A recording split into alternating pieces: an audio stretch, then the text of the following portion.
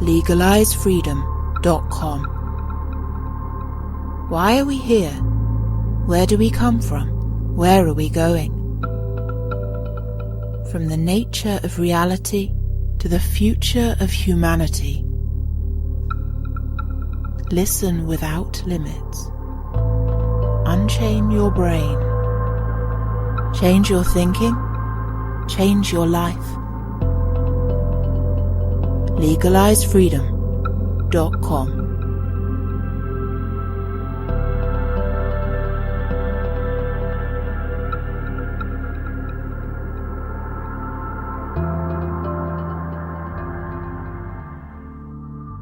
Greetings and welcome once again to legalizefreedom.com. I'm your host Greg Moffat, and my guest today is David Birch, who joins us to discuss Pandora's book, 401 Philosophical Questions to Help You Lose Your Mind with Answers.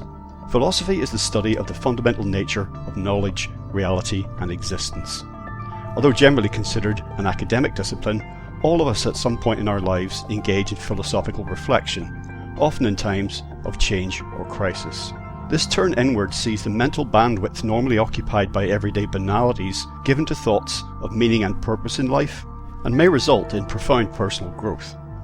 However, mainstream education, committed as it is to churning out obedient workers and compliant consumers, does not encourage deep meditation on life's big questions.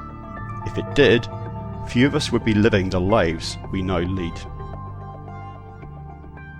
Hello and welcome, David, and thank you so much for joining us today on legalizefreedom.com.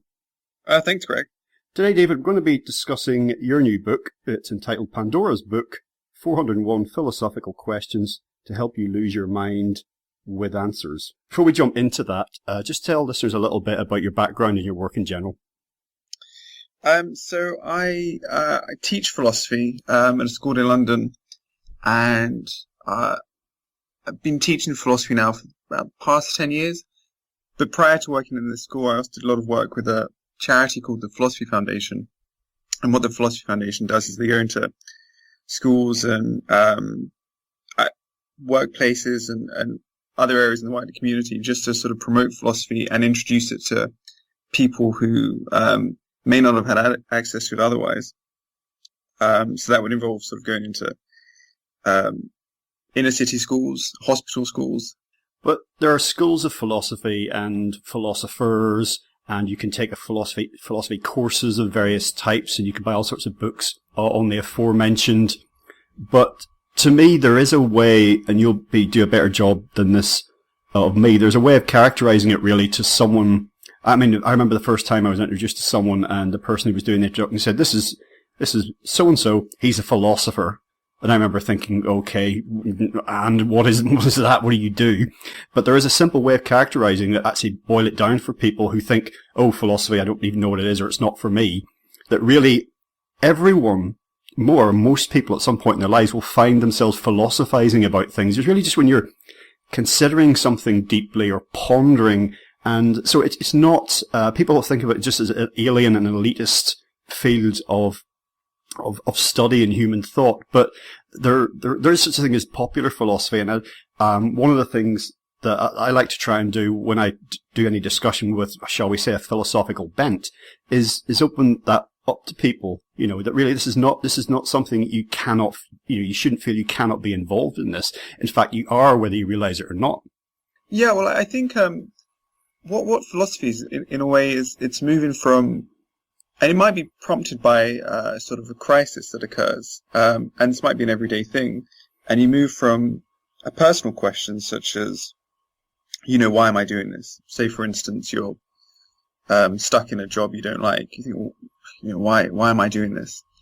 The philosophical moment then occurs when you go from that sort of personal question into the impersonal question of, well, what do I want out of life, or what is the good in life? Or again, it might be something that occurs that sort of shatters your sense of your own identity. Maybe you find yourself behaving or liking things that you didn't anticipate. And then so you might go sort of from that sort of everyday sort of concern about, well, what do I really like, or who am I, to then the broader sort of impersonal philosophical question to say, well, what are we? What is identity? Does identity exist? So one way of characterizing philosophy, I suppose, is sort of taking those personal moments of crisis, which aren't necessarily negative states, and then taking the step to the impersonal, and then sort of broadening that out to questions about the world itself that aren't necessarily focused on your particular circumstances. So I think, of course, everyone has those the personal crises, and then the philosophical step is then just sort of abstraction from that to a broader impersonal way of thinking about these questions. Yes, and some people do follow that breadcrumb trail or make those extra mental leaps in a situation, as you say, like a personal crisis, a life crisis, or a big life event that changes things, or as you say, something that causes people to question their identity. And some people don't take that step. And I think if you're in that state, that flux, the longer you're in it, I should say, perhaps the more likely you are to move on to those other questions, because if a situation gets resolved quickly, whatever that looks like, I suppose you're less likely to go deeper. Yeah, of course. I mean, it also helps just to have available in the environment someone to say, well, if you were discussing this with someone, say, well, that's a very philosophical question, and then that would permit you to pursue it in that more impersonal fashion. Well, quite often, if someone is having an existential crisis, whether they realize that's actually what it is, if they do seek not just someone to talk it over with, but if they maybe seek help, counseling, guidance, therapy, anything like that, it's bringing an impersonal view to the situation is quite often what the person trying to help them will do. Let's just forget about you for a second, or think about it this way. And because of course, when we are caught up, when a situation is personalized and was very much orientating around us, or ego, or whatever, it can be hard to see the situation for what it really is. They talk about zoom out, and try and look at the bigger picture. Yeah, I mean, it sort of touches on a distinction I drew in the introduction, just to help sort of characterize what's distinctive about philosophy. And the distinction was between philosophy and wisdom. And I suppose I characterize, maybe unfairly, but I just to help draw out what philosophy is. Wisdom as the attempt to attain a resolution. So if we have such a crisis and we discuss it with our friends, one response might be wanting the wise response. So wanting to offer the solution, say the thing which will make the problem disappear, rather than thinking actually the problem may be an opportunity, or it may lead to something else, or it may be something worth exploring. And resolution isn't necessarily the answer. But I would like to stress that I don't think these sorts of crises are necessarily ones that would always be an ordeal, or it could be something as inconsequential seeming as looking at a clock and seeing the ticking hands, and then just thinking, well, what goes on between the seconds? What goes on when it goes from one second to the next? Does it pass through what other time periods does it pass through as it gets there? How far can we divide that gap? Is it an infinite gap between the seconds? And if it is, how do we ever get from one point to the next? And those can sort of be just the idle moments. And maybe a better way of characterizing it is not necessarily a crisis, but sort of states of interruption. States in which the ordinary flow of life is suddenly interrupted by sort of an extraordinary thought, or an extraordinary problem which we hadn't quite anticipated. Oh no, you're absolutely right. It doesn't have to be a crisis. That was just an example. I think that a lot of people can identify with, that if something did happen in life that turned things on their head, that they may have found themselves going down certain avenues of thought that they hadn't before, and asking big questions. But yeah, it can just be a daydream, can't it? Just staring into space, and in fact, it's quite a receptive state of consciousness. That state of attention. I can't remember exactly what it's called, but you're not keenly focused on something. You're just staring out the window, or lying in the grass in the park, looking at the clouds. And that can be a very creative state of mind, actually. But yeah, it can make space for some of these questions that in everyday life, when you're thinking about, you've missed the bus to work, and what you're going to have for lunch, and you've got a meeting with your boss, and then are we going out this evening, and all those sorts of questions. can fill up your mind, your consciousness, and leave very little room for, very little space for these other things. I wonder, do you think, so you mentioned the sort of using, say, therapy as a resolution to these problems. Do you see, I mean, let's say we've got the two options. You've got the sort of the philosophical response, which is to pursue the problem and to go to the impersonal state, and then you've got the sort of the personal solution whereby the problem sort of dissipates. Do you think there's a greater value in one over the other? Well, I've never had any kind of therapy or counselling or anything like that, but I was simply thinking that can sometimes be a key to unlock a situation if a person is perhaps stuck. You know, we talked about taking those extra those steps into the deeper questions. Sometimes people can get a bit stuck, and talking to someone else, whether it's a professional or not, it could, as you said, it could just be with a friend. It can unlock that. It's just literally a little light bulb saying, okay, I can look at it from a different angle, or I can maybe take the me out of it. Do I need to remove my emotions from the situation? So it's just a way of unlocking, or unblocking, perhaps is a better way of putting it. A thought process. But I can't say. I mean, certainly, when I have experienced times of crisis in my life, and it have caused me to, ask big questions. I mean, what am I doing? Where am I going? Why did this happen? Why didn't it happen? I would be resistant, not to talking to other people about it, but I've always, looked within, as it were. You need to go within and go deeper. The answers are within you, if you see what I mean. And I think even if you do talk to someone else or a professional, the answers are still in there. I think the value of philosophy, I suppose, is that when you do sort of go then to the impersonal state, you can then recognize that actually there's a whole broader conversation that other people have been having for hundreds of years about these questions. And so it allows you to participate in something greater, perhaps. Yeah, exactly. I mean, science and religion and Western science came in large part out of Christianity. These are counterparts to philosophy in a way. They're trying to provide answers to some of the really big questions. I mean, one of the reasons I was drawn to your book is because so many of the questions are very long standing, just eternal questions really about life, the universe and everything. But the opening titles to the Legalized Freedom show include the words, why are we here? Where do we come from? Where are we going? And this ultimately is what I'm doing, what it's really about. So, and I've often looked at, I've spoken about this very often with scientists, with spiritual people, and some of these questions have been around, well, as long as we know, and we still, despite what religious protestations, pardon the pun, and the current science believing that we've explained X, Y, and Z. Really, the big fundamental questions: why are we here? Where do we come from? Where are we going? These are as open as they ever were. And maybe it's not our. We have this idea that the human mind is somehow should be able to figure out all these things, but we've got no real reason when it comes down to it to think that we can work our way into answers to these big questions, but we still seem compelled to ask them, don't we? And that, to me, that's really, really interesting. Here we are grappling with these things, and how does it serve us? Does it serve an evolutionary purpose? The other animals on the planet, other creatures, do they lie awake at night asking, what's it all for?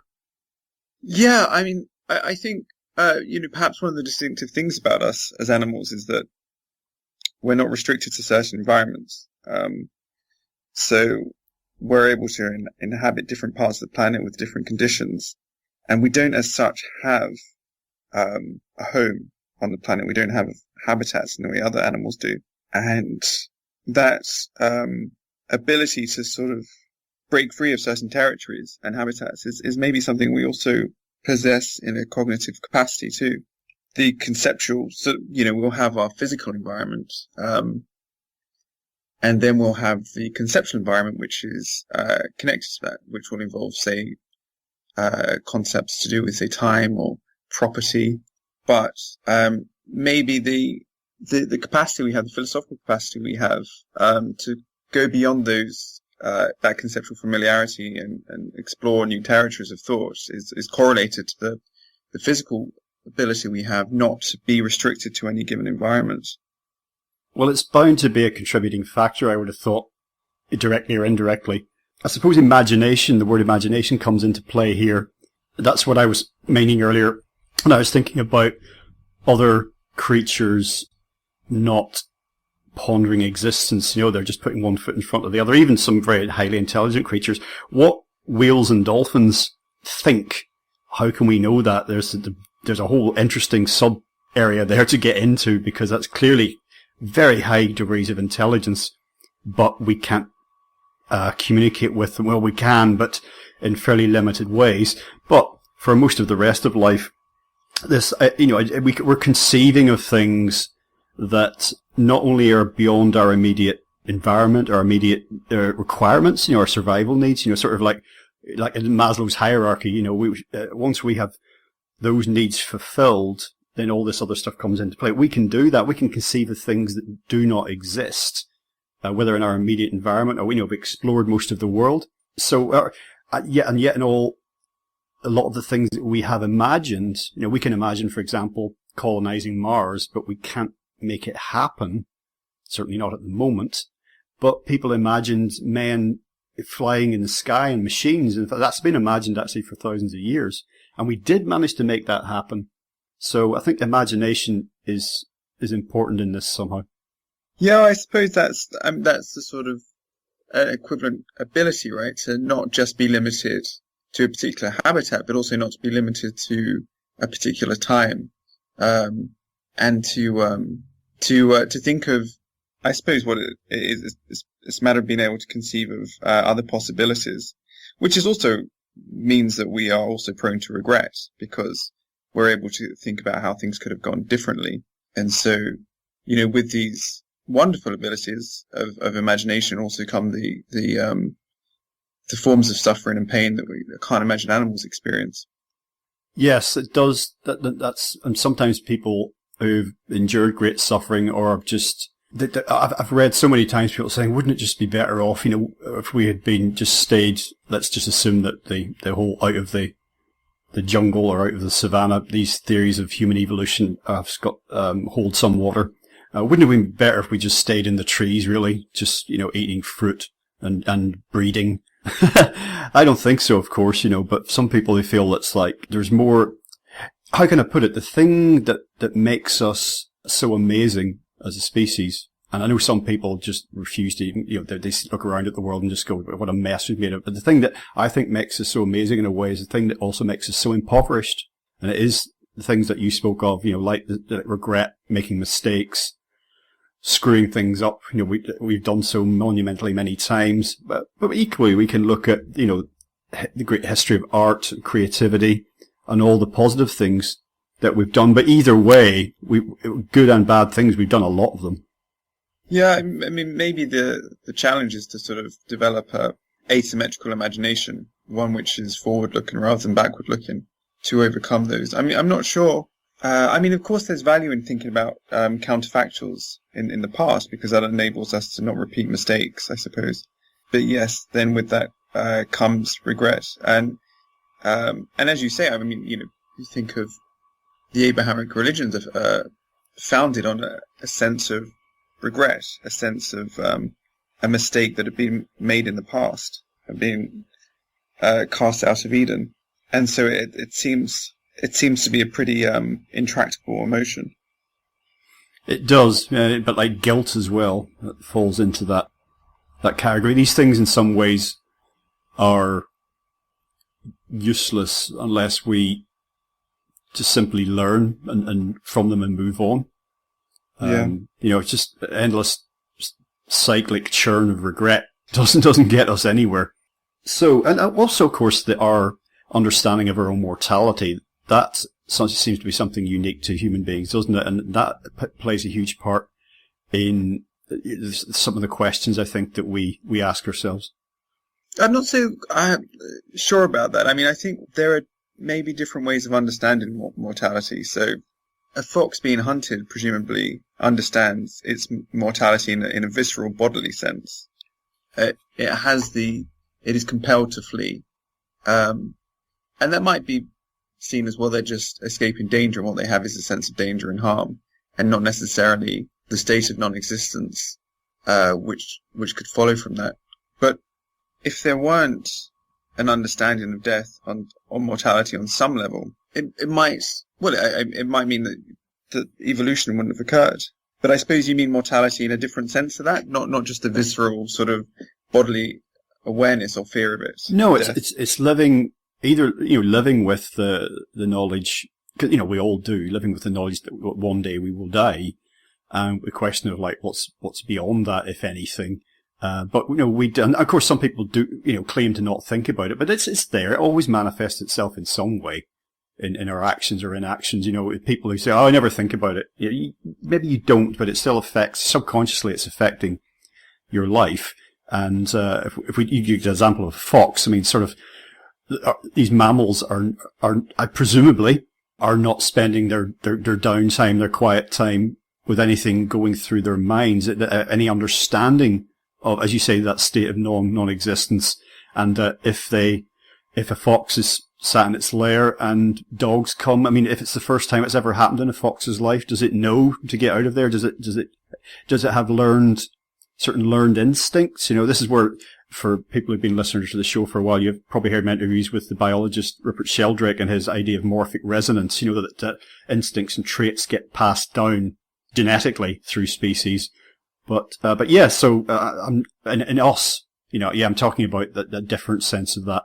Questions for most people. This is why I guess that religious people, it's been proven in studies, tend to be happier than non-religious people, because they have, whatever it looks like and whatever substance there is, that, they have this view of something beyond death, that it's not the end.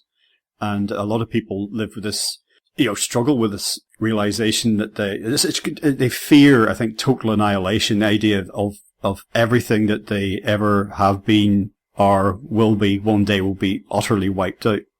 What's so fascinating about that was that Epicurus and Lucretius, presented this as the good news. That was their antidote to disquiet and anxiety and suffering, because they identified people suffering as largely coming from their fear of what would happen after they died, whether it would involve pain or some just sense of profound deprivation. The concept of heaven wasn't really, it didn't really exist in the way it does now. But their sort of solution to this, the remedy, was to say, well, no, look, you have to understand that we are just finite beings, and after death it's non-existence. And so look, there's nothing to fear. Isn't that wonderful? And I think you're right in that for us now, for many people, that's a source of terrible anxiety. And it's such an interesting reversal that for the Epicureans, this was a source of great pleasure and joy. Well, yeah, I mean, and some people, the sort of merciful release idea, some people again, who are terminally ill, who have suffered greatly, do look upon it that way. I'm trying to remember if it was Quentin Crisp or not. It might have been a sort of public figure, public artist, intellectual. But I think it was him. And towards the end of his life, basically just say, I've had enough. He wasn't going to commit suicide, but he said, I'm ready to go. I've had enough. And people quite often do. When your mind gives up, your body can often follow. Yeah. So then some people just look to that. They've lived enough, and whether they're enduring any profound physical suffering, they may just get to a point where it's like, whatever's on the other side, some sort of afterlife or a black void of nothingness, just get me there. I'm done here.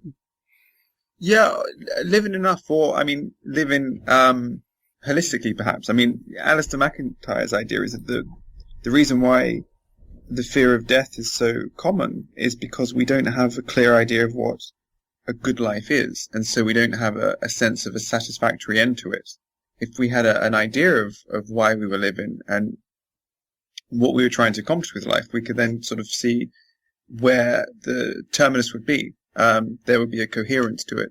And he thinks because we've lost that idea, or we don't possess it anyway, death always seems like, rather than a conclusion, just an abrupt terminus, a terrifying end, a precipice.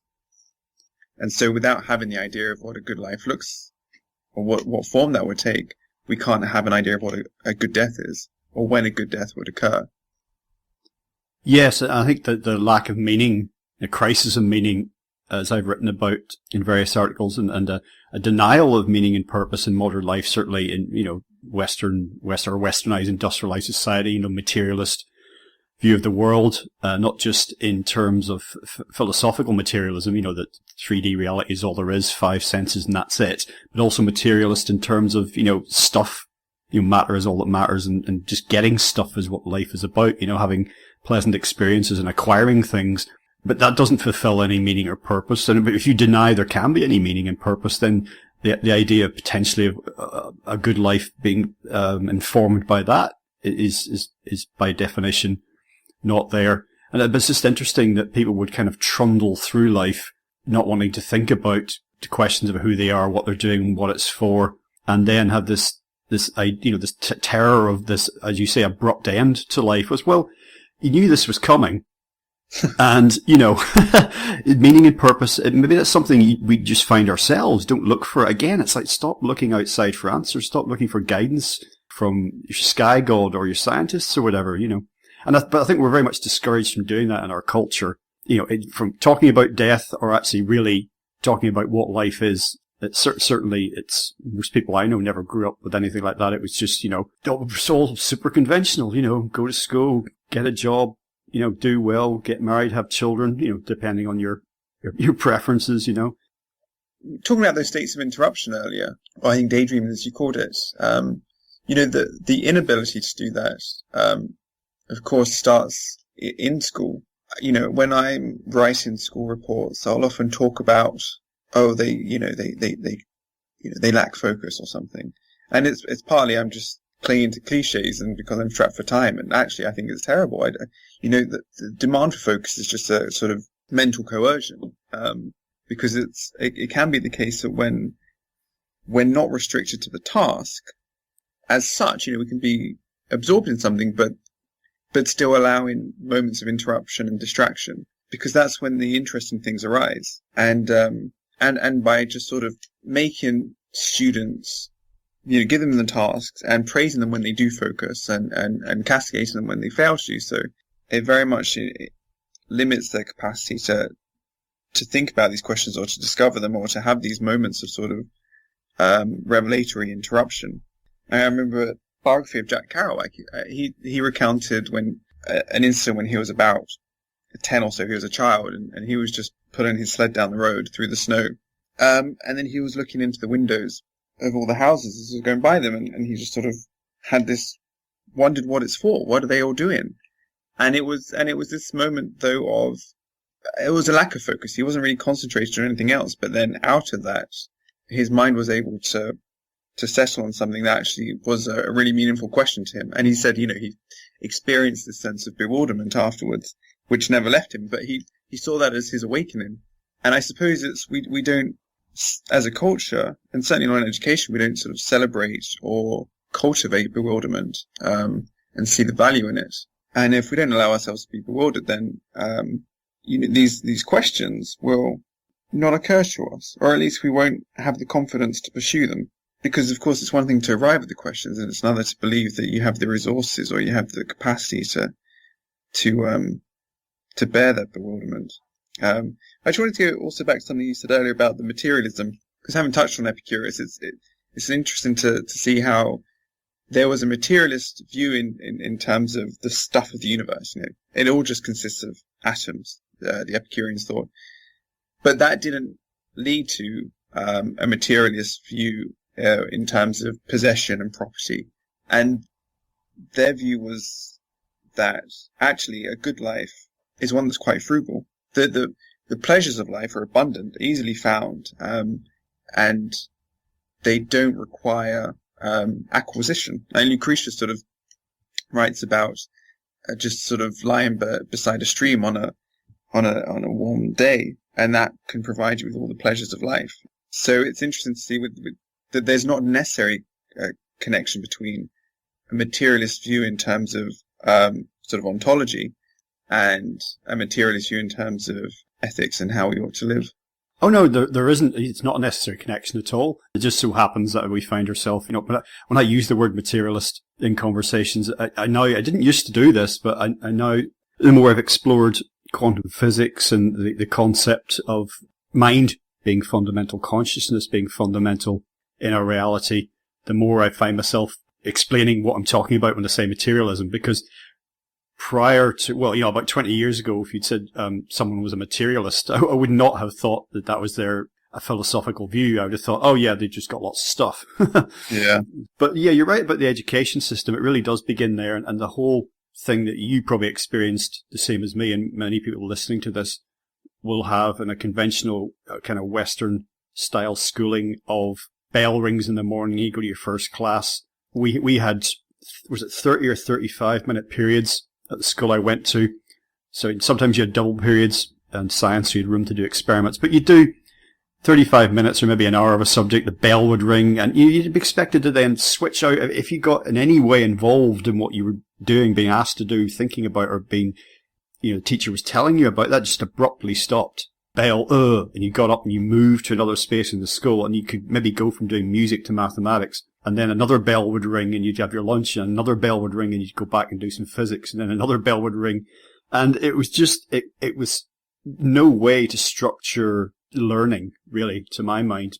I'm not sure of what other forms. I know of some other forms of schooling, like, for example, I don't know parents who've got kids in a Steiner school and how things are done differently there. But really, that does begin, you see that carried on in people's lives, that kind of, that desire for structure and also wanting all the answers to be in, discomfort with uncertainty. I cannot deal with that. We don't know the answer to that, so I'm just going to leave that. I want to know what the answers are so I can sleep at night. And it militates against, a lot of the things that we've been saying.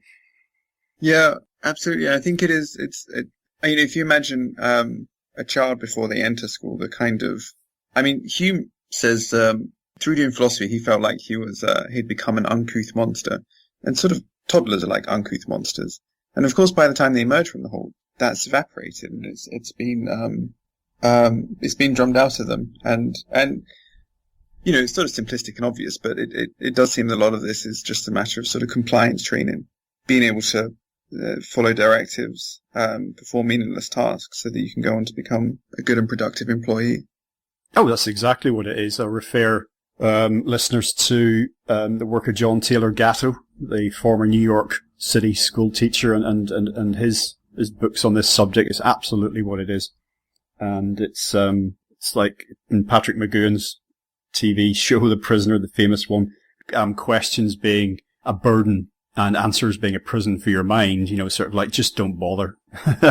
Just be like a lower primate with your compliance training. Yeah. Yeah, there's very little emphasis in education on the way in which knowledge is discovered. So subjects are presented as though they are just these immutable edifices, and you enter them and you absorb and you leave, but not rather than ongoing processes. And of course, as you go further through education, you get to university, you start to get a sense of it. Oh, actually, this isn't static. This is ongoing. But it's not something which is emphasized or dealt with before that, and which then means that it's basically alienating, because it's just a matter of acquiring something from outside rather than thinking it's something which you can contribute to.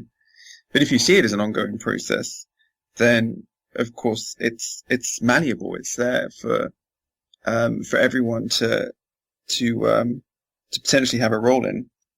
Yeah, and this is one of the other things. You mentioned the idea of this being a static, a sort of immovable object, an edifice, but it's not. It's changing all the time, but we see evidence for that. But somehow changes that happen, they have to be very sudden, I think, and stark to what you might characterize as a paradigm shift, I suppose, or to lead to a paradigm shift. Otherwise, they tend to kind of get assimilated into the general morass of forward movement. I don't want to call it progress as such, because often that's a misnomer.